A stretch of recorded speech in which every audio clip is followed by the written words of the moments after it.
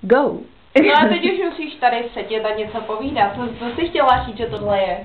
So, this is Union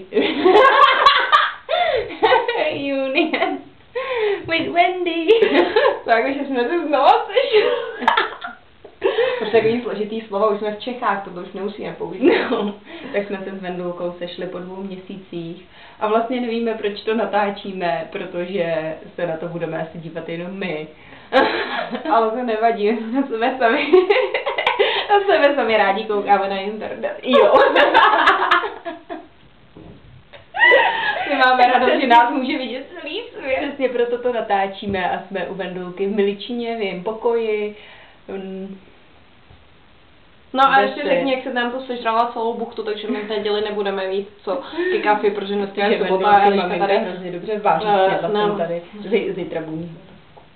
No to si drž hladovku, já budu mít taky hladovku, tak si nám snědla všechno, co jsme tu měli.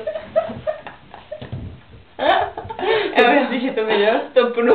Zítra budu muset pít jenom kafe, protože nebudu mít co do huby. Nechceš to už vypnout? Ještě ukáž, jak si dostal od maminky svačinu do vlaku. A nevíš, co v té krabičce? Možná buchta.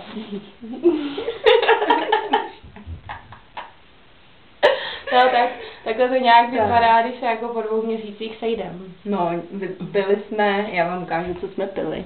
Nevím komu vám, ale tak pili jsme vodu. Tak si sami sobě ukážeme, že jsme pili vodu. A příště, až se sejdeme, tak budeme pít něco alkoholického, že? No. Třeba příští týden, až obě zestárneme o 1 rok. No, kdyby nám chtěl někdo popřát narozeninám, tak je máme za týden. Obě. Teda Eliška je mladší, no, ale tak to je jedno. Mladší. Já zase mladší vypadám. Posuďte sami. Ale myslím, že to vypnu. Myslím, že to vypni. Say bye.